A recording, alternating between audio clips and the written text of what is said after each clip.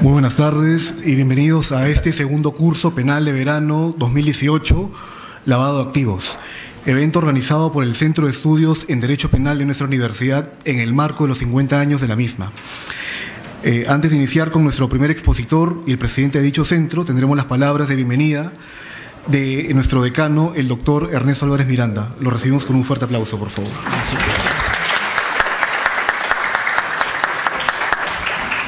Doctor Felipe Villavicencio, señores alumnos, yo celebro siempre que cada año se realice este curso de Derecho Penal de forma gratuita, en la cual conlleva a que los profesores, a los mejores profesores del área, tanto de posgrado como de pregrado, al igual de graduados, expertos ya jóvenes de Derecho Penal, Procesal Penal y Criminología, puedan también comenzar su labor docente, expresarse, comunicarse con los nuevos alumnos, siguiendo una tradición ya de larga data en nuestra facultad. Para nadie es desconocido de que el derecho penal tiene una gran trayectoria, una historia en nuestra facultad, porque los primeros maestros que llegan de San Marcos, esa promoción de primeros maestros, liderada posiblemente por Bramón Arias, por Portocarrero Hidalgo y por otros maestros que vitalizaron en nuestra facultad esta especialidad, por la cual hasta hoy en día es conocida la facultad en muchos lugares. Obviamente, nuestra maestría en Derecho Penal es la primera en el mercado, y eso lo tienen que reconocer la misma gente de la Católica y la misma gente de otras facultades que tienen que rendirse ante la evidencia. Hoy en día somos los más fuertes en Derecho Penal y tratamos de hacerlo también en otras especialidades. El maestro Villavicencio, como ustedes saben, es también director de la sección de posgrado de la facultad. Por tanto, dirige al doctorado y a las maestrías. Y es, por tanto, por lógica consecuencia, uno de los maestros más importantes, no solo debido a su trayectoria, no solo debido a su hoja de vida, sino también a su contribución cotidiana por nuestra facultad. Por tanto, todo evento que él organice tiene un sello de calidad y garantía. Yo los felicito a ustedes porque en pleno verano están asistiendo a este curso tomando el timón de sus vidas en sus propias manos. Quieren ser penalistas, quieren conocer el derecho penal. Eso no es fácil, pero ya ustedes están asumiendo un rol activo, un rol proactivo para enriquecer su próxima vida profesional, y eso es meritorio. Yo los dejo con el doctor Villavicencio.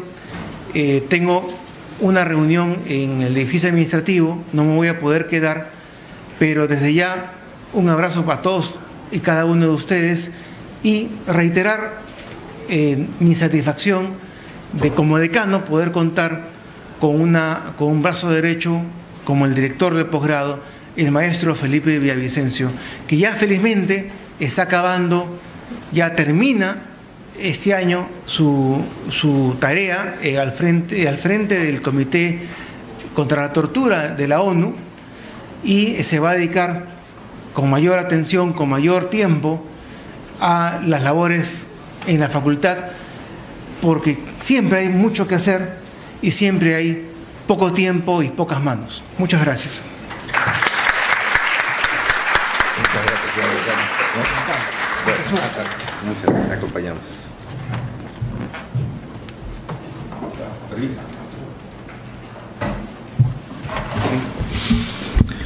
Muy bien, después de haber escuchado las palabras de nuestro decano y antes de iniciar con la primera exposición de este curso, queremos reiterarles de que el trámite del certificado se va a realizar en estos días, y al final del evento, al final de la clase del día de hoy, se dará mayor información sobre el mismo, ¿no? Muy bien, nuestro primer expositor va a ser el doctor Felipe Villavicencio Terreros, con el tema Aspectos políticos criminales del delito de lavado de activos. El doctor Villavicencio Terreros es presidente del Centro de Estudios en Derecho Penal de la Facultad de Derecho de la Universidad de San Martín de Porres. Es director de la sección de posgrado de la Facultad de Derecho de la misma universidad, jefe de la misión del Subcomité de Prevención de la Tortura de las Naciones Unidas, abogado por la Universidad Nacional Mayor de San Marcos y doctor por la Universidad de Buenos Aires. Asimismo, es socio fundador del estudio Villavicencio, Mesa y Rivera. Lo recibimos con un fuerte aplauso, por favor.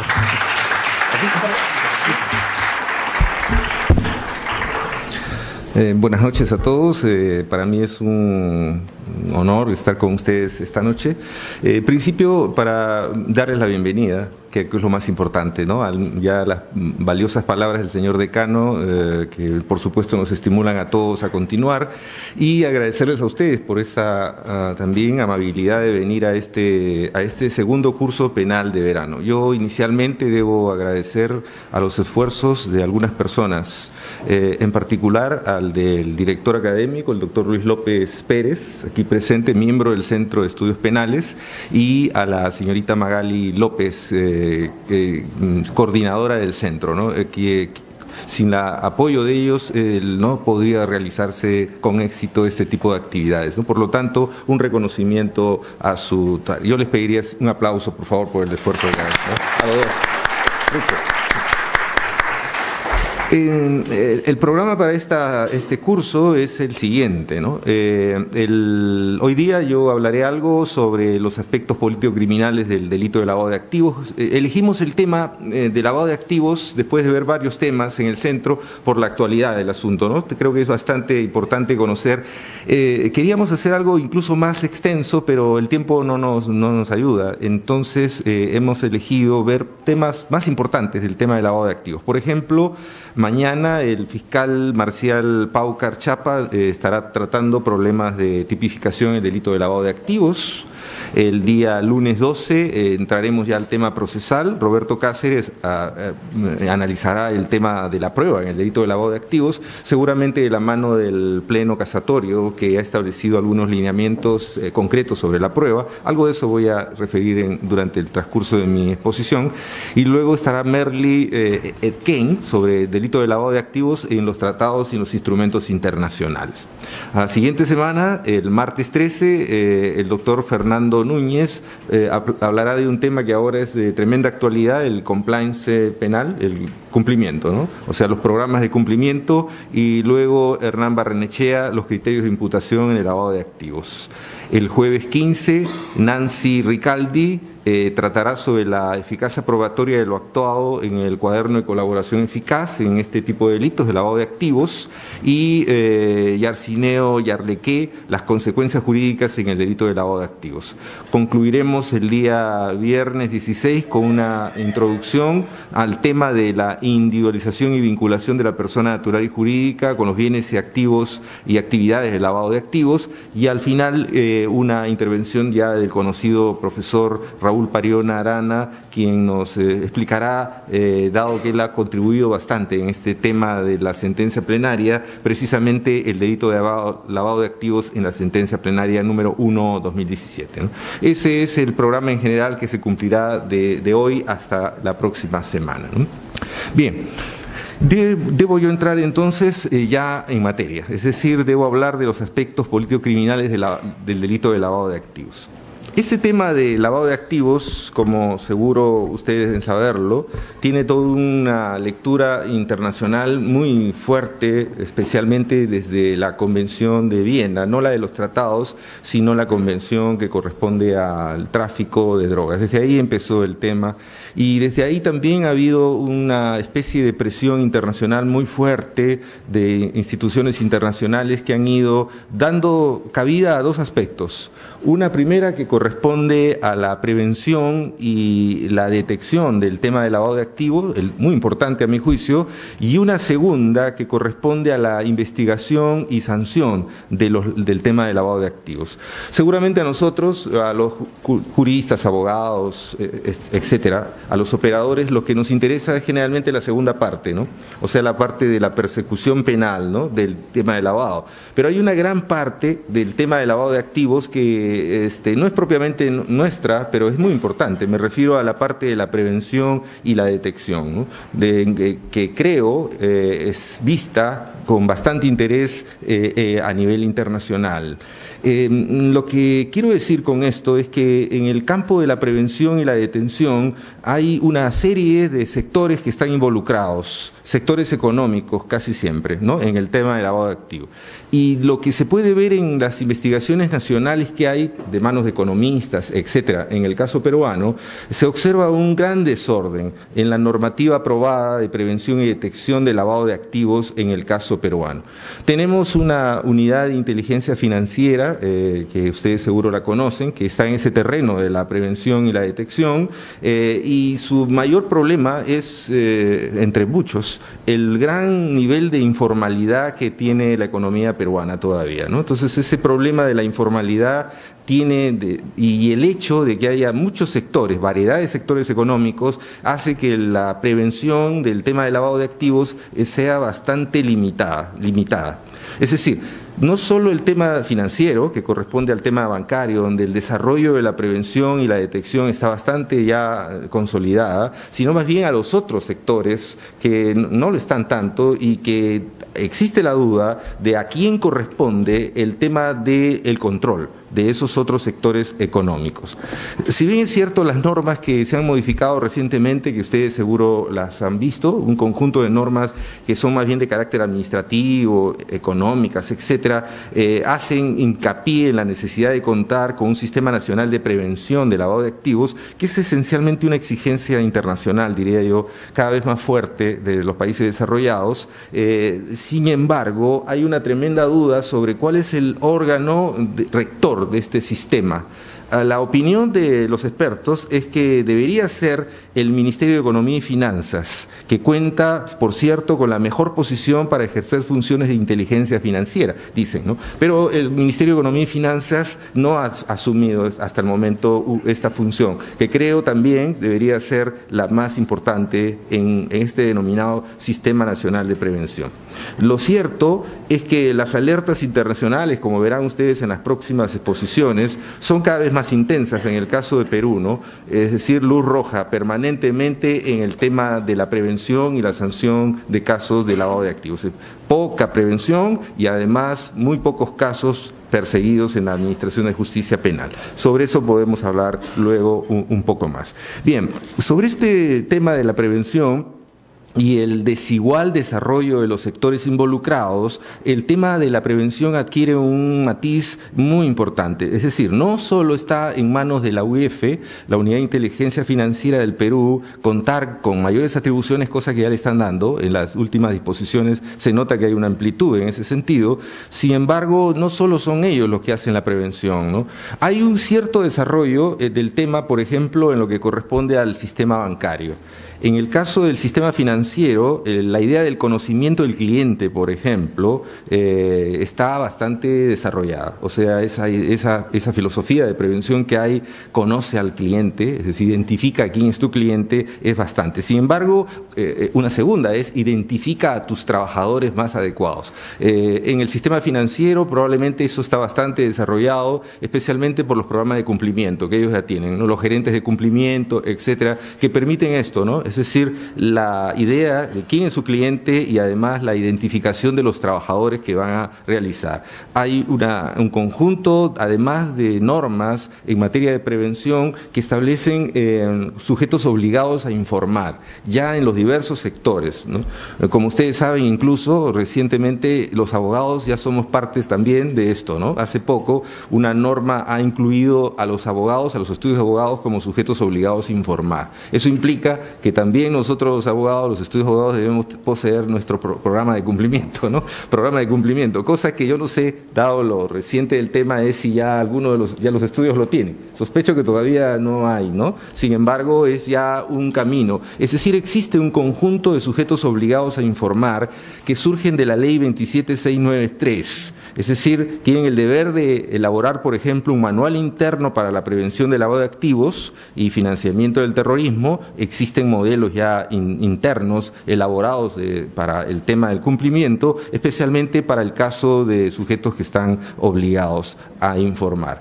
Diversos que informan los sujetos obligados, fundamentalmente operaciones sospechosas, también información solicitada por la UIF y otros requerimientos que le hagan la UIF, particularmente para efectos de operaciones que se puedan considerar ciertamente sospechosas en este ámbito. Sin embargo, debido a la informalidad que hay en Perú, de la economía en particular, hay muchos problemas y siguen habiendo los problemas, especialmente, por ejemplo, los problemas en las empresas de transferencias de fondos. En este caso sería la SBS, la superintendencia, la encargada del control, pero debido a las dificultades que hay, no pueden controlar, es decir, es muy complicado que se pueda realizar el control y muchos de los casos de lavado van precisamente por el lado de las empresas de transferencias de fondos, ¿no? Y ese es un problema, por ejemplo, que presenta este tema. Otro lugar donde no queda claro a quién corresponde la supervisión en esta tarea de prevención del lavado de activos es el tema de los bingos y los hipódromos. En el caso de bingos e hipódromos, ¿a quién le corresponde? Por la ley se correspondería al Ministerio de Interior. Pero hasta donde se sabe no hay una claridad si el Ministerio de Interior está realizando la tarea de supervisión como la UIF, ¿no? En el caso de bingos e hipódromos. Hay casos en los que es difícil identificar las figuras de lavado, por lo tanto hay sistemas y programas que pueden ayudar para eso, pero solo determinados sectores lo tienen. Me refiero especialmente al sector financiero, pero el resto de sectores carecen de esos instrumentos que permitan la identificación. Por ejemplo, el tema de las actividades de construcción, las actividades inmobiliarias o las dos. También las compra-venta de vehículos. En este caso, la supervisión corresponde a la UIF, ¿no? Sin embargo, hay dificultades, por ejemplo, para incorporar el tema del negocio de maquinaria pesada, que no necesariamente califica como vehículos o bienes inmuebles y que tienen una dificultad también para la supervisión. Este proceso de organismos supervisores ha ido creciendo conforme ahí pasando el tiempo y creándose también estas figuras de oficiales de cumplimiento. Sin embargo, hay sectores en los que no existe una posibilidad clara de conocer cómo están realizando sus tareas de supervisión y eso puede explicar por qué se está sosteniendo que en el Perú la tarea de prevención para el lavado de activos está en una situación crítica que puede poner a Perú incluso en una situación cercana ya a lo que ocurrió con Ecuador, ¿no? Es decir, hay ciertas sanciones internacionales también por este problema, derivado de las normas internacionales de las cuales surgen todo esto, ¿no? Por ejemplo, no está claro si están ejerciendo sus funciones de supervisión la Dirección General del Control de Servicio de Seguridad, Control de Armas, Municiones, Explosivos y Uso Civil, la DISCAMET, para el tema de la fabricación, comercialización de materiales explosivos, insumos. No se sabe claramente si están realizando la tarea. No está suficientemente claro si vienen ejerciendo su función en MINDES, el Ministerio de la Mujer y Desarrollo Social, respecto a los juegos de lotería y similares. El tema de la SUNAT respecto a las agencias de aduanas. el Ministerio de Transportes y Comunicaciones respecto a las concesiones postales y a los correos. Este es un punto importante. El Consejo del Notariado respecto a los notarios públicos. Como ustedes saben, los notarios públicos son obligados a informar, pero la supervisión corresponde al Consejo del Notariado y no está claro también si se está exigiendo en la medida de lo conveniente para evitar el tema de lavado en el campo de las notarías. Tampoco está claro que el sector, por ejemplo, de producción respecto de laboratorios y empresas que producen y comercializan insumos químicos está suficientemente supervisado. En el sector de energía y minas respecto a las empresas mineras, tema delicado.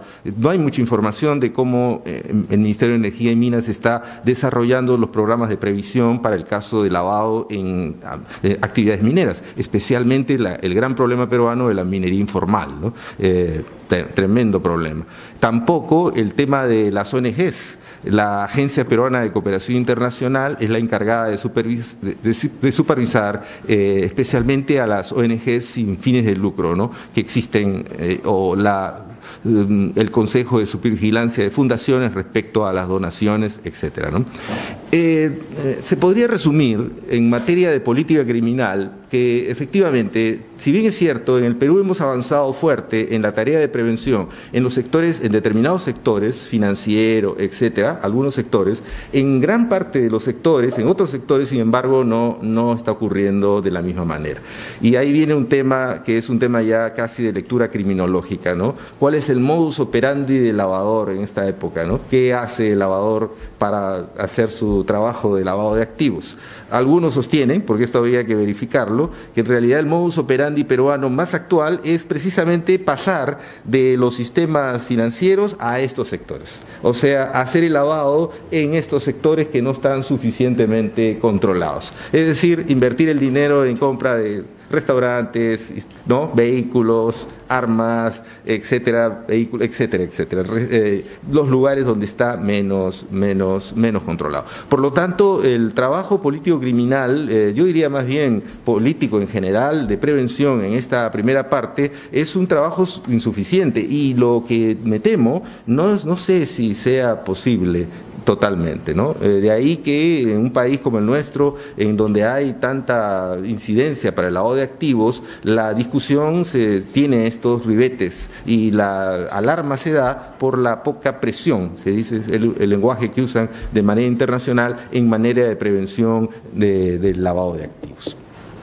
Hay un segundo aspecto en el que sí ya entramos nosotros, que es el tema de la investigación y la sanción, ¿no? Probablemente es el tema más cercano a nuestra profesión. Me refiero al tema concreto de cómo ha reaccionado la política criminal en materia de lucha contra el lavado de activos en un escenario como el que tenemos, en un escenario de las características nuestras. No tenemos una imagen criminológica precisa, lamentablemente. Es decir, los estudios criminológicos en Perú son escasos y en materia de lavado de activos muy pocos, pero una imagen de cómo es el tema que tenemos que enfrentar, nada, casi nada. Las descripciones las tienen más bien los economistas, que tienen una versión mucho más amplia del fenómeno, pero en materia penal no tenemos una descripción. Probablemente eso se deba también a una de las carencias peruanas fuertes, ¿no? La carencia de estudios criminológicos y la carencia de estudios político-criminales. Es grave, ¿no? Salvo algún esfuerzo aislado de la Comisión de Política Criminal del Ministerio de Justicia, por parte del Ministerio de Justicia, pero entiendo que en los últimos tiempos esto se ha venido también desvaneciendo. Igual, o sea, los esfuerzos del propio Estado se han desvanecido y ahora no hay quien plantee cuál podría ser la mejor política criminal para seguir. Estamos a tientas, o sea, seguimos la misma política de antes, copiamos algo de afuera, España, Estados Unidos, y hacemos algo para reaccionar, pero no tenemos claro qué es lo que aquí ocurre con claridad, ¿no? Es un problema bastante delicado debido a la carencia de esos estudios criminológicos y políticos criminales. Otra característica que se observa en el tema del lavado de activos es la fuerte influencia de la corrupción, ¿no? Es decir, el elemento de la corrupción, en particular en Perú, no solo en Perú, ¿no?, es muy importante. Eso quizá puede explicar mucho el tema de la impunidad. ¿no? Fuerte impunidad que existe en Perú. El nivel de corrupción peruano, como todos lo sabemos, lamentablemente es muy alto. Eso nadie lo puede ocultar. Las posibilidades de superarlo, veremos qué pasa en el futuro. Pero esto es un tema que está muy vinculado con el asunto del lavado de activos. Otro punto para los efectos de una visión político-criminal es que estos agentes que realizan el lavado de activos son verdaderas empresas. O sea, muchas de ellas son empresas que se dedican a esta tarea y algunos sostienen que estamos hablando de empresas criminales, ¿no? Eso nos está llevando a una discusión adicional, ¿no? El tema de cómo enfrentar el fenómeno del cual estamos hablando desde el punto de vista de un derecho penal que no acepta la responsabilidad penal de las personas jurídicas, ¿no? Entonces, ese punto, que lo voy a tratar un poco más adelante, también es un reto, un punto importante para cualquier materia, para cualquier propuesta político-criminal que se quiera hacer. Internacionalmente el tema, como les comenté hace un momento, se originó en la Convención de Viena de 1988, donde se empezó a tratar solamente una forma de lavado, el lavado proveniente del tráfico ilícito de estupefacientes y sustancias psicotrópicas, y solamente en dos modalidades de lavado, la conversión y la transferencia de bienes. Posteriormente, en 1992, surge el Reglamento Modelo para el Control del Lavado de Activos, y en Lima, en 1998, se recomienda en realidad la creación de unidades de análisis e inteligencia financiera. Eso ocurre en 1998 y en el Perú ya la ley 27693 crea la unidad de inteligencia financiera para ese sector de prevención de lavado de activos, bajo el modelo de la definición que se usa del grupo Edmond, ¿no? Que es un modelo importante para los efectos de la política a seguir por parte de la CICAD. Internacionalmente, por lo tanto, existen una serie de instrumentos que han dado sentido a estos compromisos internacionales. En una investigación hecha por otra universidad se puede ver cómo el Perú no ha cumplido en gran medida con los compromisos internacionales que ha asumido en materia de lucha contra el lavado de activos, ¿no? Y el tema permanente es Perú cuándo podrá cumplir con todos esos compromisos que corresponden especialmente al enfrentamiento no solo legislativo de esta materia. Lo que corresponde al lavado de activos, existen diversas etapas o fases. Por ejemplo, está la más importante, que es la etapa de la colocación o inserción de los dineros dentro de un proceso de identificación de lavado de activos. Probablemente esta etapa ya es bastante conocida, me refiero a los SMARTs, o sea, a los pitufos, a la técnica del pitufeo, ¿no? O a los pitufos, así llamada. Es propia de los años 90, ¿no?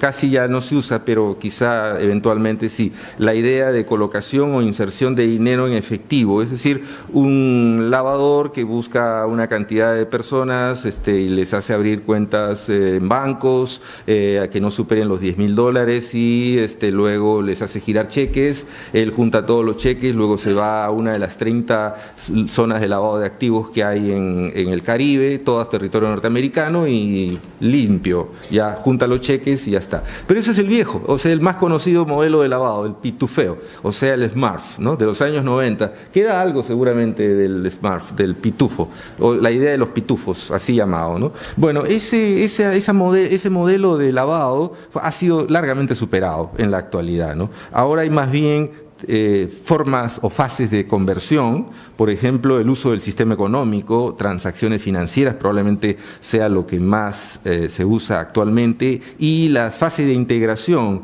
con diversos modelos, modelo de estructuración que es parecido al del pitufo, o las remesas de inmigrantes en el exterior, el modelo de triangulación de activos, o sea, el tema de la autofinanciación, el método bancario de circulación indirecta, es decir, utilizando anonimato en el ámbito de la circulación de transferencias de activos, el método relacionado con los juegos de azar, es decir, el tema de los casinos, que como ya vimos no tiene suficiente supervisión, el lavador adquiere fichas, adquiere las fichas, juega, pierde una cantidad y luego va y cobra lo que le queda.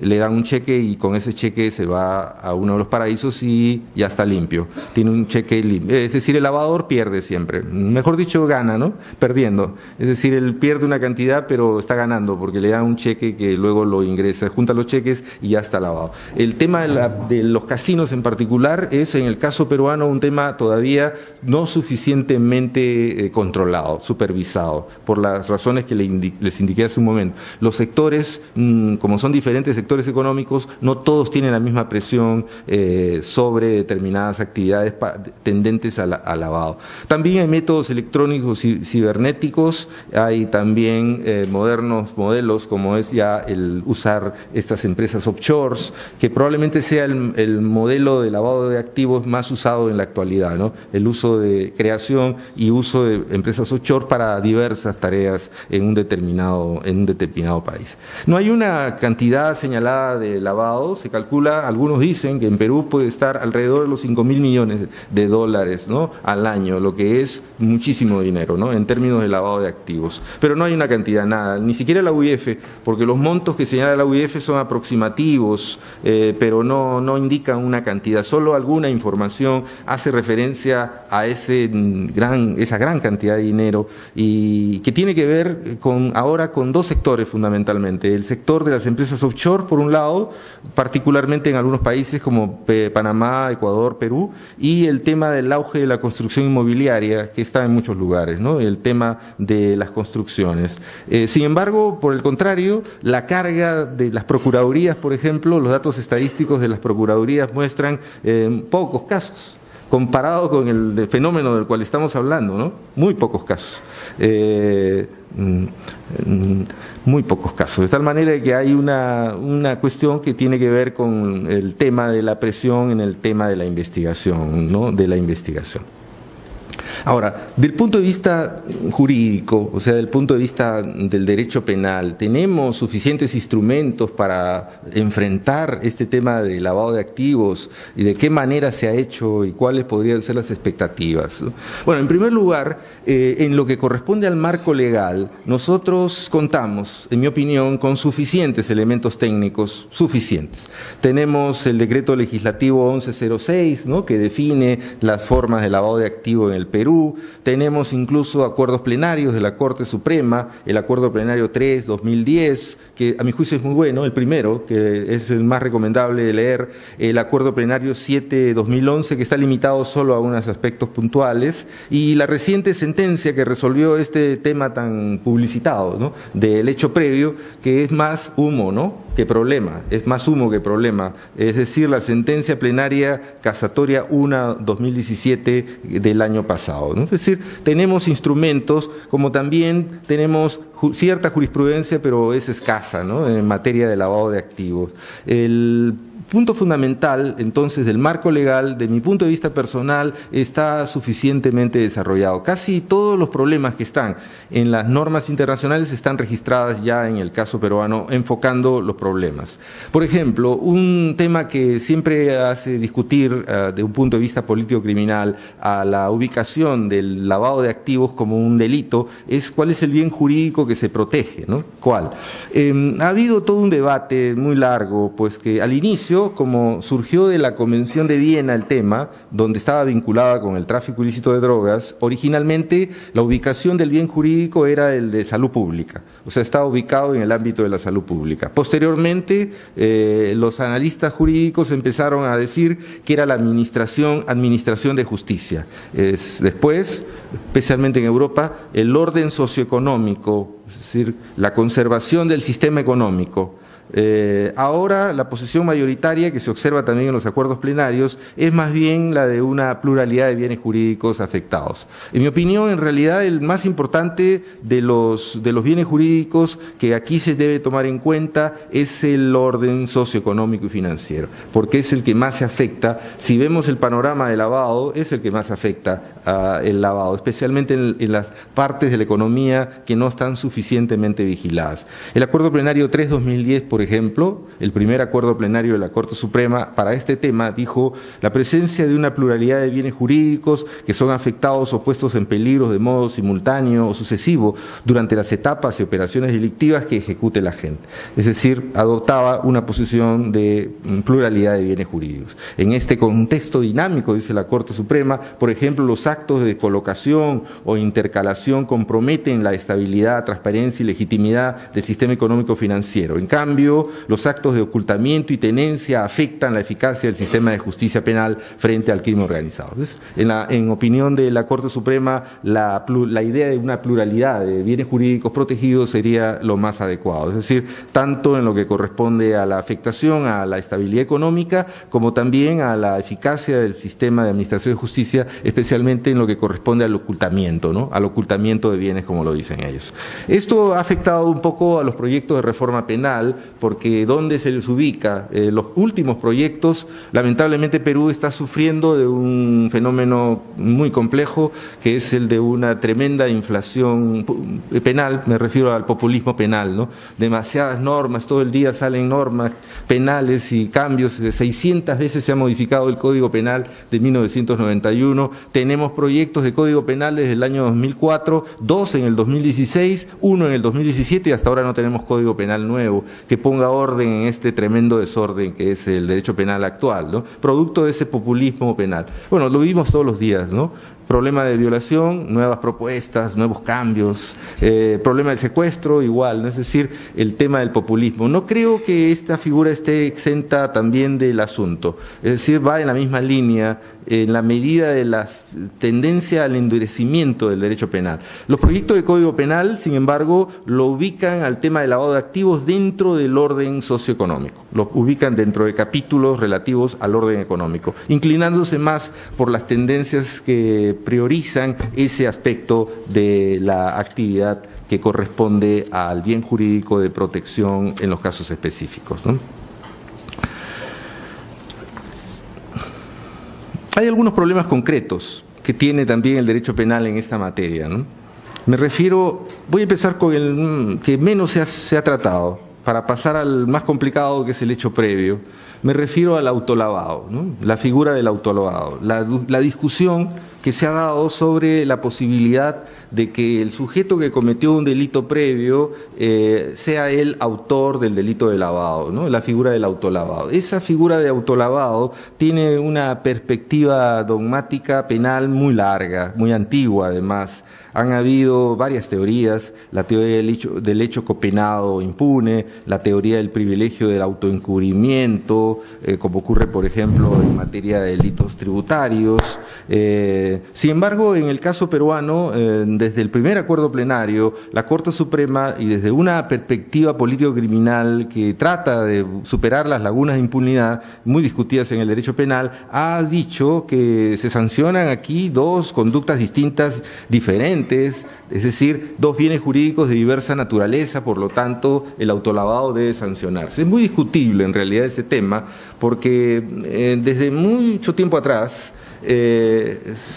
se aceptaba en el Perú que la persona que cometía un delito para la receptación, por ejemplo, cometió un delito y luego, que por ejemplo una estafa, y luego, o un hurto para ser más exacto, un hurto, y luego vendía el objeto, lo convertía en dinero, etcétera, pues era sancionable por el primer delito, o sea, por el hurto, no por el segundo.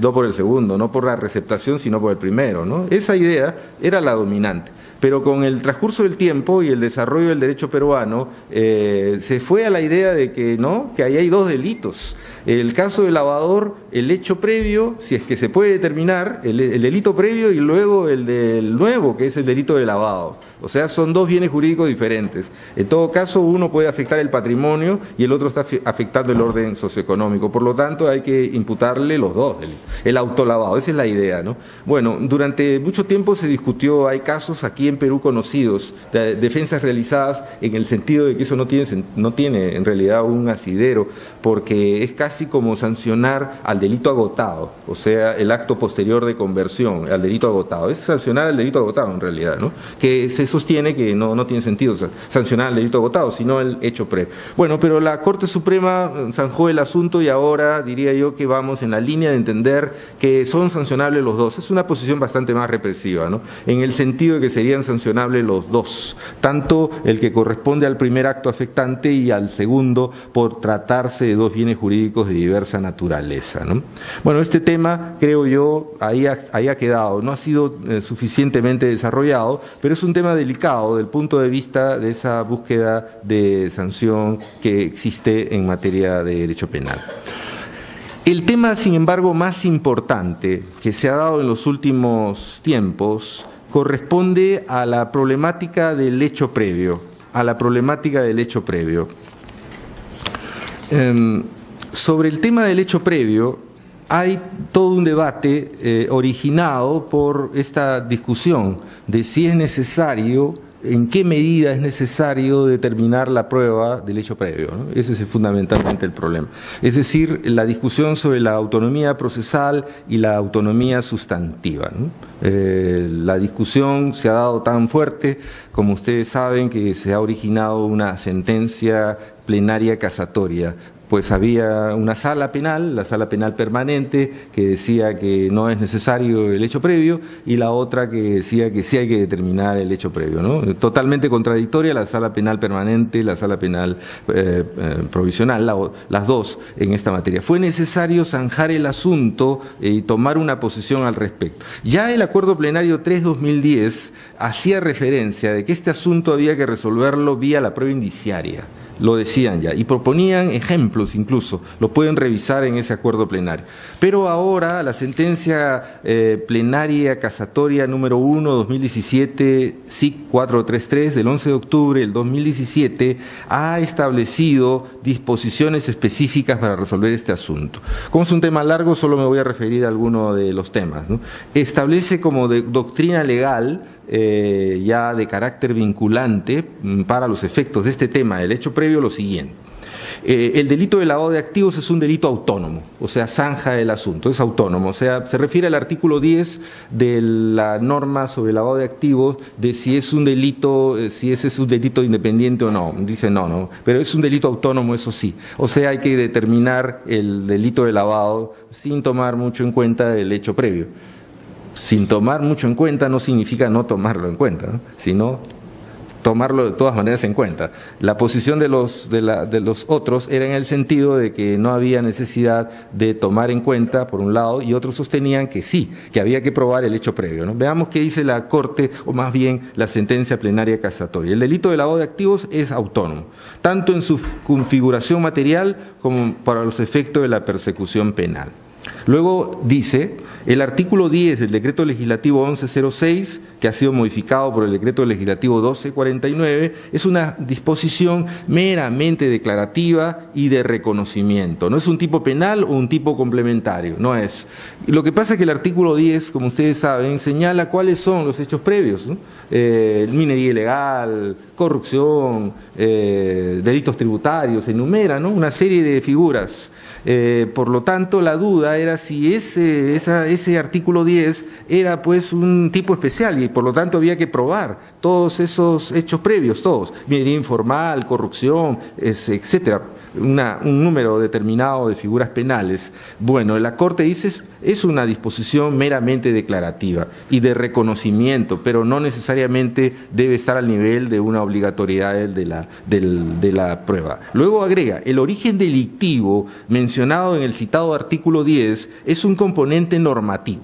O sea, aquí la Corte Suprema ya llega a aceptar que el origen delictivo, el hecho previo, es parte del tipo penal, o sea, tiene un origen delictivo. Dice, el origen del activo debe corresponder necesariamente a actividades criminales que tengan la capacidad de generar ganancias ilícitas y requerir el auxilio de operaciones de lavado de activos. La ley no alude a un elemento de gravedad de la actividad criminal precedente, no optó por un enfoque del umbral.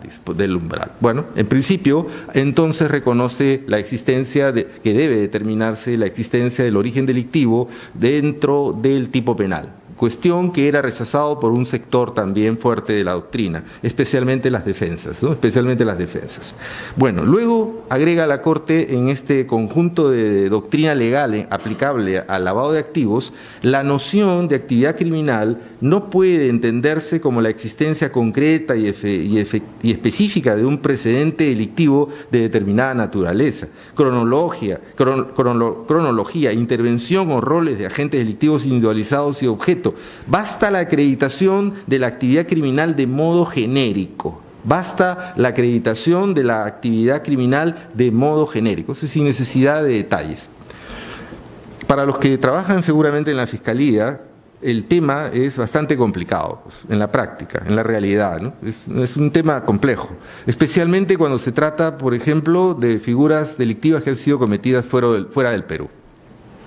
El procedimiento para determinar un hecho previo, un delito cometido fuera del Perú, pasa por la determinación de las cartas rogatorias de manera internacional. Y las cartas rogatorias tienen todo un procedimiento internacional de verificación, etcétera.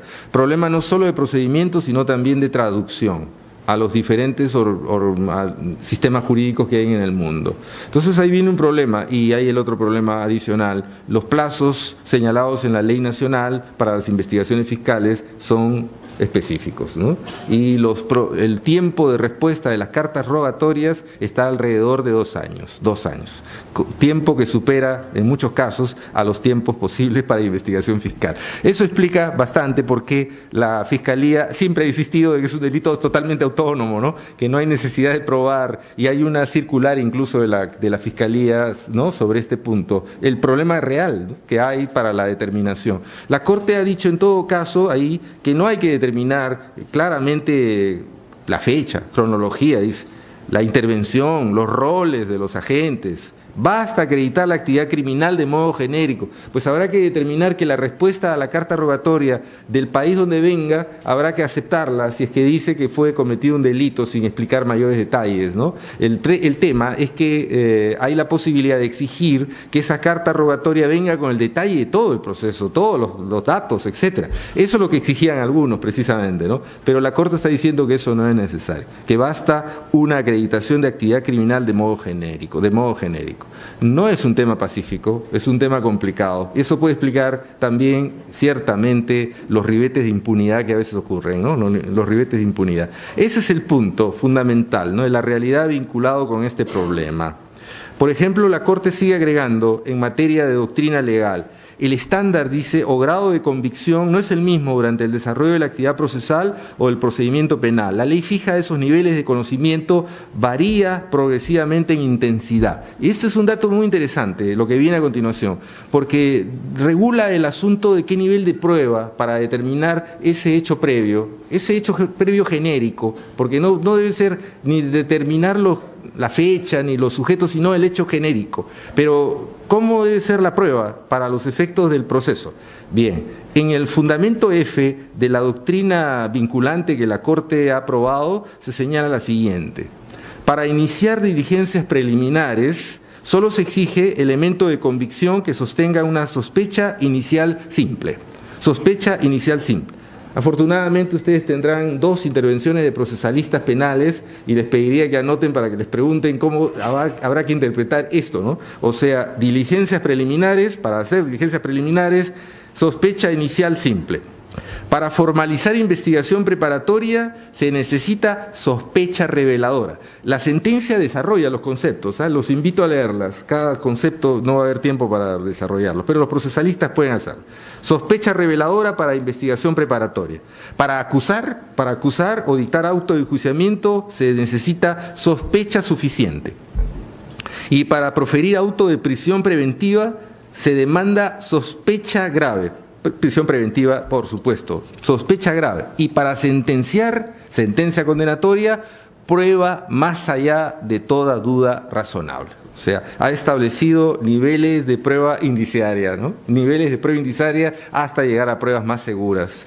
Me pregunto, y esto se lo pregunto a los procesalistas, si esto va a ayudar o va a complicar más el tema, va a ayudar en la práctica el enfrentamiento de los casos o va a complicarlo más, ¿no? La idea de los jueces supremos, entiendo, es dar respuesta a este tema de en qué etapa y qué nivel de prueba indiciaria deberá el fiscal aportar, ¿no? En los niveles que correspondan. Esa es la idea, ¿no? Me pregunto si esos niveles son reales o son muy altos. Esa es mi pregunta, ¿no? Pero es una pregunta para procesalistas en esta materia.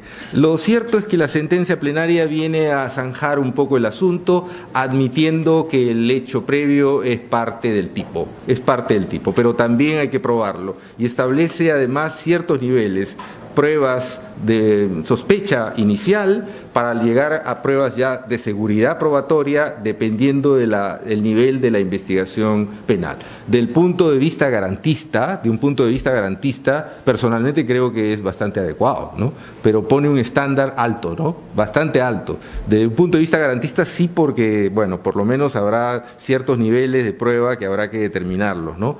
Pero de un punto de vista práctico habrá que ver cómo funciona y cómo se aplica esta sentencia plenaria casatoria de reciente data en el caso peruano, ¿no? Muy importante a mi juicio, y así está el tema. Habrá que evaluarlo para ver cómo evoluciona en los próximos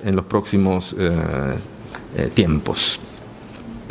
Otro tema que es inevitable tratar y que ahora tiene en ascuas, sería la palabra, preocupados a los empresarios peruanos, es el asunto de la responsabilidad de las personas jurídicas, el otro problema, muy complejo. Muy reclamado por los convenios internacionales. Todos los convenios internacionales que Perú firmó en materia de lavado de activos, todos, y de tráfico de drogas, todos, exigen que los países signatarios establezcan la responsabilidad penal de la persona jurídica, la responsabilidad penal, todos. Perú no ha cumplido hasta la fecha.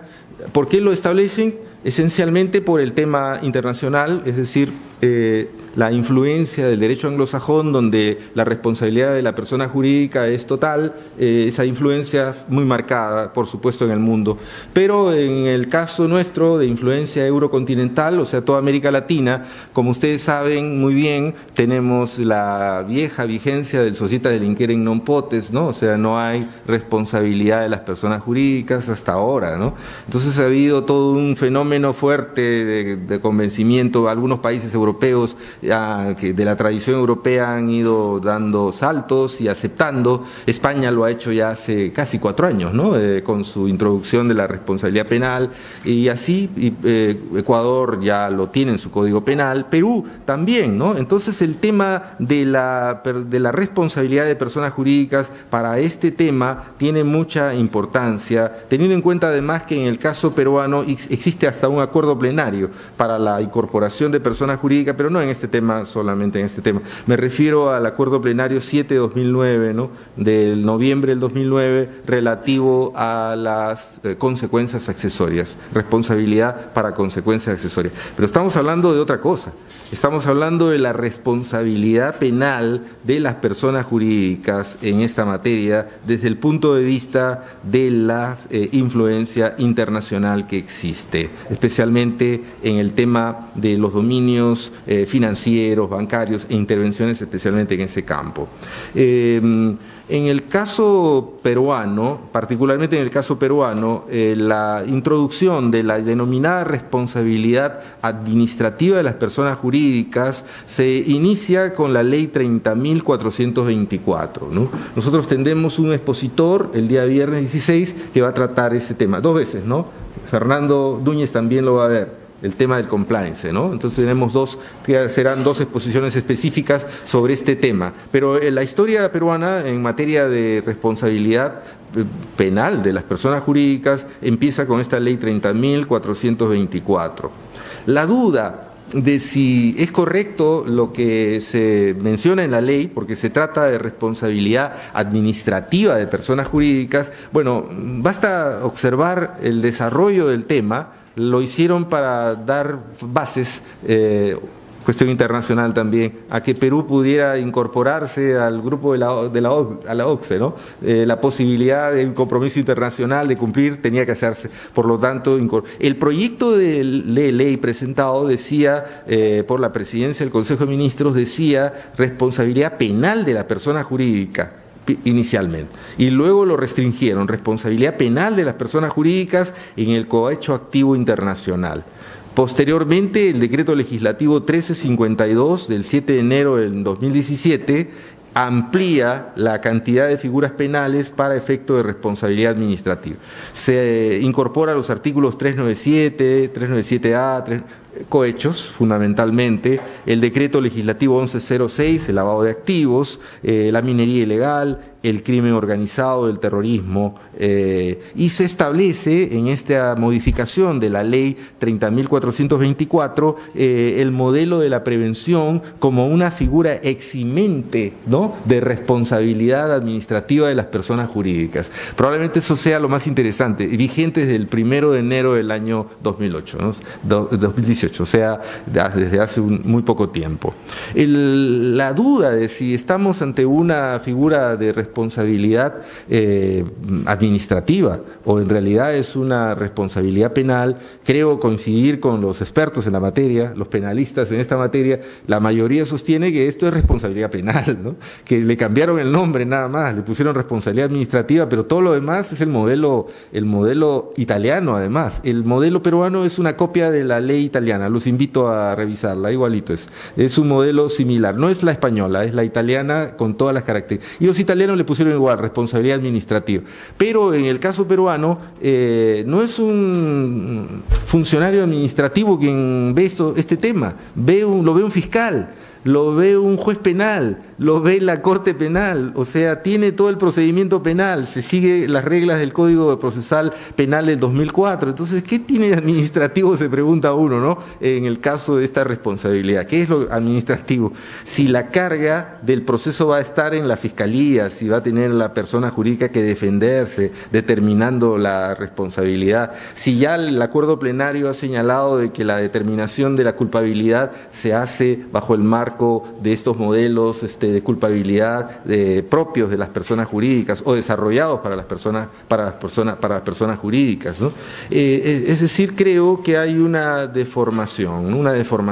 Algunos han dicho que es un fraude de etiquetas, ¿no? Otros han dicho más claramente es un engaño, ¿no? Es un engaño. Esto es responsabilidad penal con todas sus características, responsabilidad penal. Pero en Perú no se puede decir que se haya todavía introducido la responsabilidad penal de las personas jurídicas, menos en el tema de lavado, ¿no? Lo que tenemos es responsabilidad administrativa de un punto de vista formal. La única posibilidad de incorporar responsabilidad penal de las personas jurídicas, de las empresas, es cambiando el Código Penal, e introduciendo claramente en el capítulo respectivo responsabilidad penal, sanciones para las personas jurídicas. Pero ustedes dirán, pero si las sanciones señaladas en la ley 30.424, modificadas por el decreto legislativo 1352, son sanciones casi penales, está la multa, está la intervención en la empresa, está el cierre de la empresa, la liquidación de la empresa, es decir, todas esas características son más parecidas a una responsabilidad penal que a una responsabilidad administrativa. E incluso las consecuencias que aparecen señaladas, que son medidas en realidad, ¿no?, son en realidad muchas veces, en mi opinión, más graves para una empresa que las que corresponderían a una figura del derecho tradicional, digámoslo así, ¿no? Una empresa tiene muchísimo temor en una suspensión, tiene muchísimo temor en un cierre, y en algunos casos es inimaginable aplicar ese tipo de medidas. Por ejemplo, ¿a quién se le va a ocurrir clausurar a la San Martín, ¿no? Quizás, ¿no?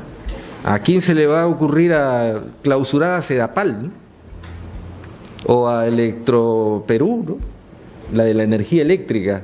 Es decir, son inimaginables. La empresa va a preferir pagar la multa, ¿no?, por el monto que sea, pero no aplicar las otras. Son terribles esas medidas, terribles, para una empresa terribles. Y la única manera de evitarlas se la da la misma ley, ¿no? Crea tu modelo de prevención, crea tu programa de cumplimiento, tu compliance, ¿no? Crea tu cumplimiento. Bueno, en este momento uno de los temas decía, más interesantes que hay en la tarea profesional de los estudios es precisamente el tema del cumplimiento, ¿no? En la medida de que hay muy poca experiencia peruana de cómo hacer el cumplimiento. Ese es el punto.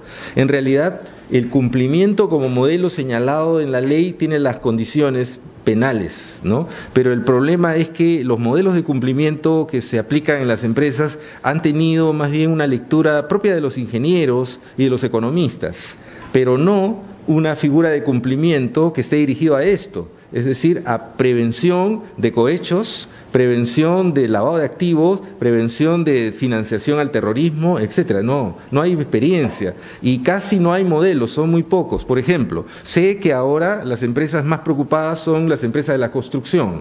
No les están dando cartas fianzas, no es por el problema que ya conocemos, ¿no? Los famosos clubes de la construcción y esas cosas. No les están dando carta fianza y le están exigiendo modelo de prevención. Y entonces, ¿pero modelo de prevención de qué?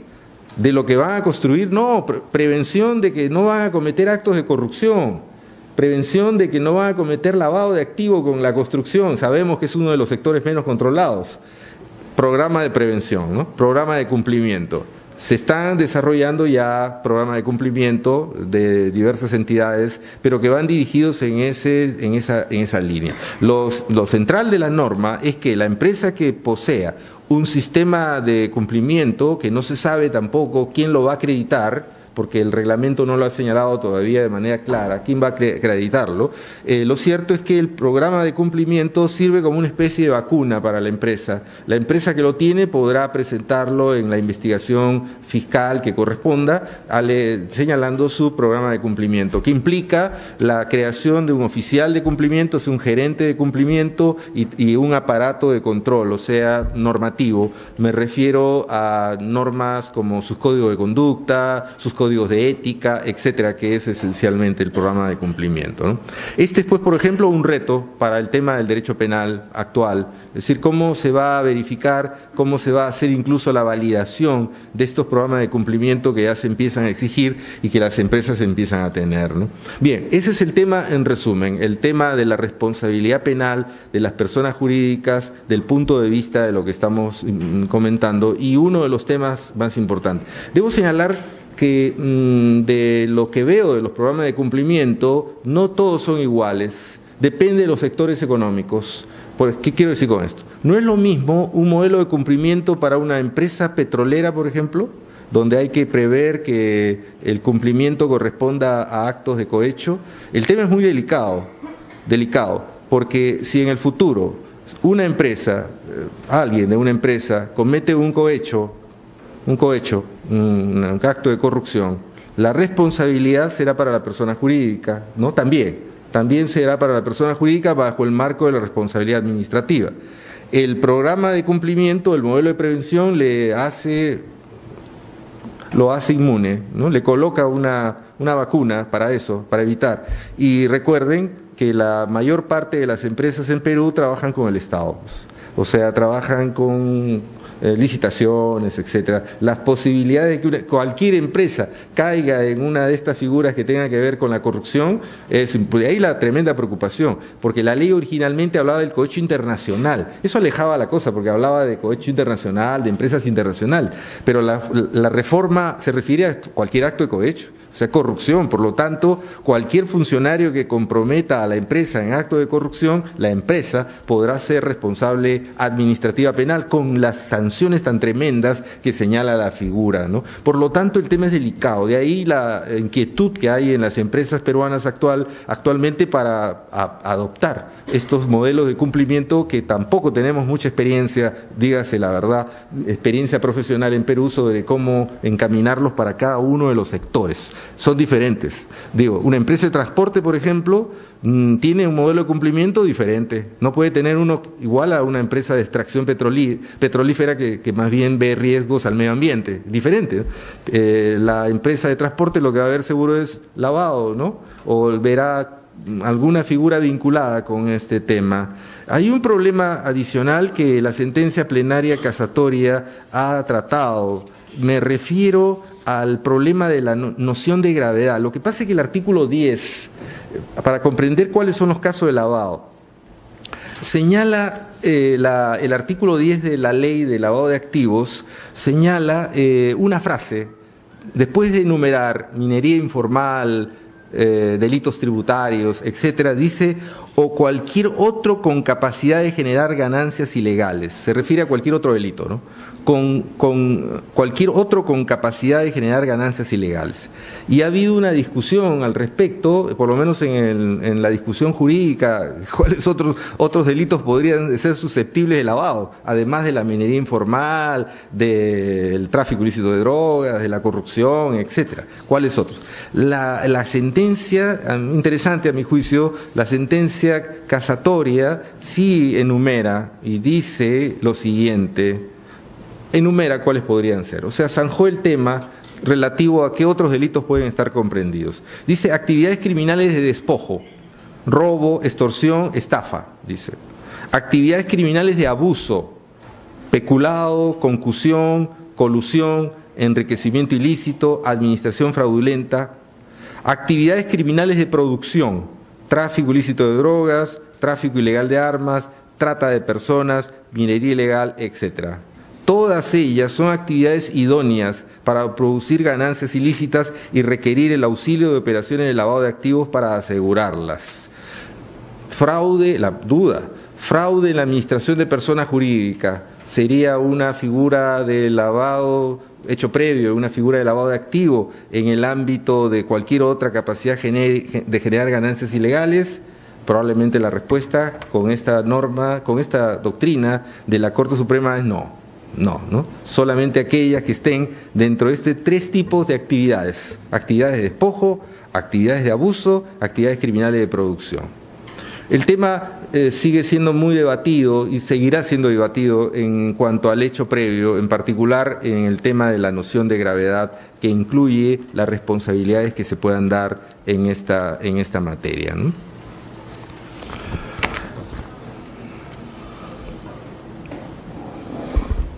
Por supuesto que a la duda de si a las personas jurídicas además se les puede aplicar consecuencias accesorias previstas en el Código Penal, la respuesta que dieron también son aplicables, aun cuanto ya con el surgimiento de las reglas de responsabilidad administrativa penal, de responsabilidad administrativa de personas jurídicas vienen un poco a sumarse, ¿no? ¿Qué sentido tiene en un país mantener consecuencias accesorias y sanciones para responsabilidad administrativa de personas jurídicas, ¿no? ¿Qué sentido tiene? La contradicción, para el caso peruano, la ha mostrado el profesor Iñigo de la Universidad Complutense de Madrid, ¿no? ¿Por qué mantener las dos figuras? Es decir, las consecuencias accesorias del artículo 105, que son muy parecidas, por cierto, y al mismo tiempo la responsabilidad administrativa de personas jurídicas. Esa contradicción en el modelo peruano, ¿no? De mantener estas dos. De todas maneras, están ahí en el Código, de tal manera de que habría la posibilidad también de aplicar consecuencias accesorias que correspondan a determinadas figuras. Bueno, las consecuencias accesorias tienen un campo de aplicación bastante más amplio, ¿no? Que lo que corresponde a la responsabilidad en el campo de estas figuras. Otros temas ya vinculados con el tema del lavado y que tienen importancia para los sujetos activos son tratados por la jurisprudencia peruana con bastante interés. Algunos son muy interesantes. Uno de ellos, que me parece uno de los más saltantes por la modernidad del derecho penal peruano de los últimos tiempos, es el asunto de las conductas neutrales. O sea, el tema de los comportamientos en el marco de la denominada prohibición de regreso, ¿no?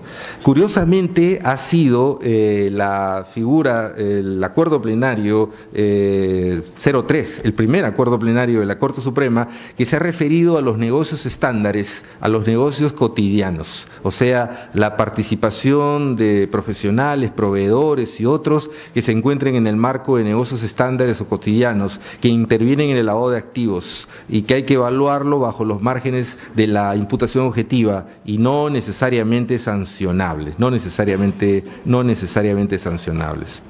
Sobre el tema de las conductas neutrales y la prohibición de regreso, en el caso del derecho peruano, el hecho de que la Corte Suprema lo haya incorporado tiene que ver con casos muy concretos. Me refiero a la actuación de notarios, a la actuación de contadores, a la actuación de abogados y a la actuación de cualquier otro funcionario o profesional que se dedica a la venta de productos de consumo cotidiano o determinados productos incluso de lujo, ¿no? De lujo. Es decir, la posibilidad de hablar de negocios estándares. ¿Cómo está el tema de los negocios estándares? El acuerdo plenario, por cierto, con una lectura bastante subjetiva, me refiero al 3/2010, sobre este tema de los negocios estándares, dice: la función de un lavador de activos es asegurar la ganancia o mejora patrimonial obtenida por quien requiere de sus servicios.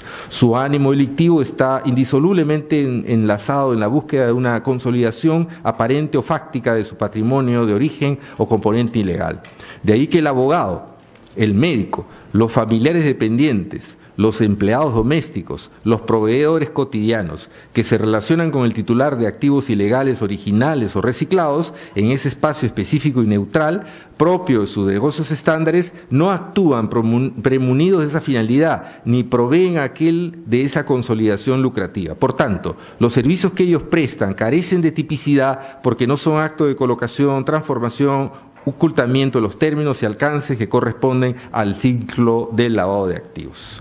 Bien, el reconocimiento que hace la Corte Suprema a través de este acuerdo plenario de la denominada prohibición de regreso es interesante y tiene sus efectos, especialmente en el juzgamiento de notarios, quienes han alegado encontrarse en el tema del lavado de activos bajo el marco de la prohibición de regreso, es decir, actuando bajo el contexto de su rol, ¿no? De su conducta. Pero en el caso de abogados, el comportamiento de abogados, es decir, abogados que reciben para sus servicios dinero que pueden tener esos orígenes, la Corte Suprema también se ha pronunciado. Recomiendo leer el acuerdo plenario sobre esta materia porque ha señalado que en el caso de los abogados deben mantenerse dentro del ámbito de la defensa técnica. El problema de los abogados es que nosotros no solo hacemos defensa técnica, sino también asesoría, y ha sido más bien el Colegio de Abogados de Lima, en varios casos, quien ha opinado, me refiero a abogados que se dedican a crear empresas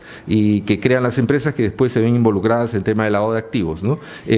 Ha aclarado de que las asesorías, que ya no son defensas técnicas propiamente dichas, también deben estar dentro del marco de un negocio neutral. En algunos casos la Corte, en varios casos, ha rechazado, pero especialmente cuando ya se veía claro el involucramiento del abogado en la actividad propia de lavado propiamente, ¿no? Por ejemplo, abogados que creaban empresas que luego se dedicaban a la exportación producto de lavado, pero que ellos se comprometían muy intensamente en el procedimiento de exportación, miembros del directorio, algunos presidentes del directorio y además muy involucrados en la tarea financiera, ¿no? En esos casos han negado por el involucramiento. Es decir, la figura del abogado, por ejemplo, en materia de negocios neutrales, tiene que ver con la defensa técnica, en el caso de abogados que se dedican a la defensa, pero en los demás casos, más bien a la tarea de asesoramiento bajo los límites señalados por el Colegio de Abogados. Lo cierto es que estarían excluidos de responsabilidad. El tema no es pacífico porque en otros países, especialmente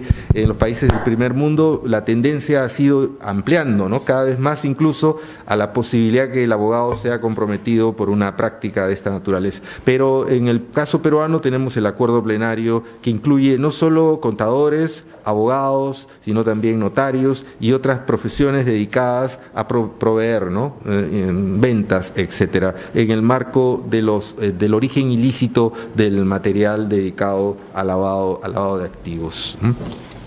Sobre el otro problema que la legislación peruana tiene, también desde un punto de vista de búsqueda de límites a la intervención penal, es el asunto de la imputación subjetiva, también tratada, ¿no? Me refiero a la discusión de si la figura de lavado, dado los límites tan ambiguos que tiene, como ya lo estamos viendo, puede también incorporar figuras culposas, o sea, de imprudencia. Lo que ocurre es que la forma como está redactado los tipos penales en materia de ocultamiento, transformación, etcétera, de dinero, producto del origen ilícito, indica que el sujeto debe tener conocimiento previo o al menos presumir o sospechar. Presumir, dice la ley. Presumir el origen ilícito. Y la duda es si esta palabra, presumir, es equivalente a un comportamiento culposo o en realidad es un comportamiento doloso, ¿no? Recientes trabajos, porque el tema está abierto al debate, particularmente en el posgrado, maestrías y hasta doctorados han sostenido de que en realidad la palabra presumir que se usa para el lavado no corresponde ni técnicamente ni siquiera en el sentido a la idea de la imprudencia nuestra, a la imprudencia. Diferente es el criterio utilizado en España, porque los españoles ya agregaron la figura de la imprudencia como figura, ellos ya tienen el lavado por imprudencia, ¿no? Por falta de cuidado. La pregunta en el nuestro es si técnicamente también la idea de presumir estaría aceptable. Para un maestrista de aquí, de nuestra casa de estudios, no, técnicamente no, porque tendríamos que construir en los delitos, dice él, en los delitos de lavado de activos, la fórmula propia de la imprudencia, es decir, el que por imprudencia oculta, transfiere, etcétera, ponerlo expresamente. Cuestión que surge del Código Penal, ¿no? Que dice que las figuras imprudentes solo son sancionables cuando están señaladas expresamente en la ley, ¿no? Claramente. Bueno, ese es un argumento técnico, pero la pregunta de si la palabra presumir alguna vez en el caso peruano aceptó que podía ser por imprudencia el comportamiento del sujeto que lava dinero o que puede estar lavando dinero, es una cuestión que tiene un ribete histórico. Me refiero a la figura de receptación, o sea, a la vieja figura de la receptación.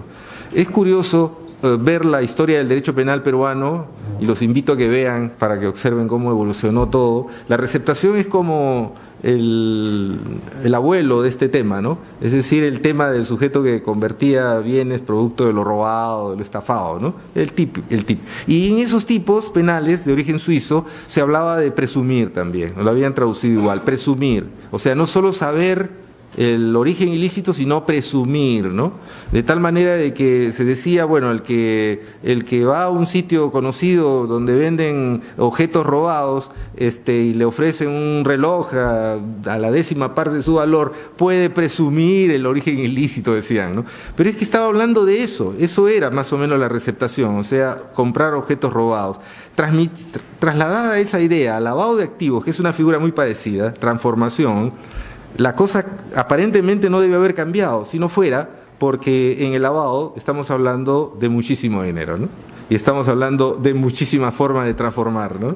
Por lo tanto, una diferencia notable. Creo que han sido el derecho penal y las defensas las que han ido dándole esta evolución así extraña al tema que antes estaba resuelto, pero que ahora no le está tan claro, ¿no? Debido a los problemas que les estoy mencionando. Por eso es que la palabra presumir, desde su origen, en el caso del delito de receptación, no era aceptado nunca como una figura imprudente. Se decía como mínimo dolo eventual. Y en el caso peruano, el Acuerdo Plenario 3/2010 sostiene lo mismo, ¿no? Dice, sin embargo, no es una exigencia del tipo penal que la gente conozca de qué delito previo se trata, ni cuándo se cometió, ni mucho menos quiénes intervinieron en la ejecución. Tampoco el dolo de la gente tiene necesariamente que abarcar la situación procesal del delito precedente o de sus autores o partícipes. Igualmente, tratándose de los actos de ocultamiento y tenencia, no es parte de la tipicidad subjetiva que el autor conozca o esté informado sobre las acciones anteriores de conversión o transferencia, ni mucho menos que sepa quiénes estuvieron involucrados en ella. Es decir, el dolo está ciertamente limitado al conocimiento, pero de ninguna manera se acepta una figura de pura imprudencia. En todo caso, debe estar bajo los márgenes de una figura de presumir. Creo que así, desde este punto de vista, el presumir es una figura que debe entenderse por lo menos como una figura de dolo eventual. Dice el Acuerdo Plenario, para concluir, el dolo exigido, por lo tanto, puede ser directo o eventual, es decir, pero de ninguna manera una figura por imprudencia, ¿no? No sé cómo evoluciona este tema. más adelante, pero el endurecimiento que le está exigiendo cada vez más la sociedad al derecho penal podría derivar también a llegar a hablar de esto, ¿no? El problema es complejo en la medida de que la dificultad esta del hecho previo, la determinación del dolo del hecho previo, de cuáles son los límites, la prueba indiciaria, etcétera, tiene una lectura fundamental, ¿no? Es decir, ¿qué hacemos con el caso del sujeto a quien se le encuentra en un aeropuerto con una gran cantidad de dinero, ¿no? Y no hay forma de determinar el hecho previo, ¿no? No hay forma. ¿Qué hacen otros? Los Estados Unidos, por ejemplo, usan el delito tributario, o sea, la defraudación, el delito tributario. Pero los americanos tienen una gran posibilidad de presión y por lo tanto pueden salir por el lado tributario fuerte. En Perú, muy poca, ¿no? Posibilidades por el lado tributario, muy poco, muy poco. ¿Qué hacen los colombianos? Ante ese problema, los colombianos dicen, eso es enriquecimiento ilícito. Se le encontró con mucho dinero y no puede explicar el origen, enriquecimiento ilícito. ¿Qué hicieron para llegar a esa conclusión? Cambiaron el enriquecimiento ilícito. Es decir, lo convirtieron de una figura de infracción de deber a una figura común. Como en Perú, el caso del enriquecimiento ilícito aquí en Perú sigue siendo solo para funcionarios públicos, pero la posibilidad es convertirlo en un delito de dominio, o sea, común, en cuyo caso todo el que tiene muchísimo dinero en su bolsillo y no explica cuál es la razón del dinero, enriquecimiento ilícito, ¿no? Bien, quizá funcione, pero viendo la realidad peruana, es decir, ya conocen ustedes la realidad peruana, ¿no? Viendo las extorsiones que abundan acá, conociendo cómo son los policías, con las excepciones que correspondan, por supuesto, ¿no? Con las excepciones. Peligroso, ¿no? Muy peligroso que alguien tenga un arma tan fuerte, ¿no? Para meter preso a cualquiera. Por eso es muy dudoso que en Perú, por eso todo el tema del hecho previo es un tema de tanta discusión, ¿no? Doctrinal. Ese es el punto central. No podemos copiar los modelos de otros países. Por ejemplo, los españoles que nos visitaron la vez pasada, ellos se sorprendieron, ¿no? Cuando ustedes están discutiendo sobre el hecho previo. No tienen en España la discusión, porque no tienen el problema nuestro de la tanta informalidad y todo lo que hay en Perú, ¿no? Que tenemos las diferencias. Por lo tanto, se sorprenden, ¿no? No podemos, por lo tanto, copiar fórmulas tan fácilmente porque podrían tener un rebote aquí muy negativo, ¿no? Hay que ver este tema con cuidado. Creo que la Corte Suprema ha puesto ciertos límites y esperemos a ver cómo funcionan para determinar este asunto de una manera más precisa. Bueno, sobre ya el funcionamiento del sistema, me gustaría hablar muchísimas cosas, pero ya el tiempo tampoco nos acompaña. Ya sobre la forma como el sistema penal funciona, en realidad el sistema penal, ya del punto de vista político-criminal, tiene un bajo nivel de presión sobre las investigaciones y sanciones del lavado de activos. Si bien es cierto, la policía peruana ha creado la dirección, el Ministerio del Interior, la dirección contra el lavado de activos. Esta es una dirección bastante nueva para enfrentar el tema del lavado de activos. Lo que se observa de un punto de vista internacional para el caso peruano es la insuficiencia del número de personal calificado para hacer esta investigación. Las investigaciones de lavado requieren de especialistas y hay muchos problemas, especialmente la falta de profesionales contables y financieros de parte del Estado. Eso origina una serie de problemas, particularmente las investigaciones penales, que tienen que ver con los informes contables. Es decir, por ejemplo, las dificultades para reunir los elementos de prueba, incluso las dificultades para poder analizar y determinar las atribuciones de responsabilidad y una serie de consecuencias derivadas de estas carencias que se dan. En el caso del Ministerio Público, las investigaciones en esta materia son investigaciones dilatadas, ciertamente, pero con las dificultades mencionadas. Será mañana importante que le pregunten todo lo posible a Marcelo Marcial Paucar, que es fiscal precisamente, pasado mañana, ¿no?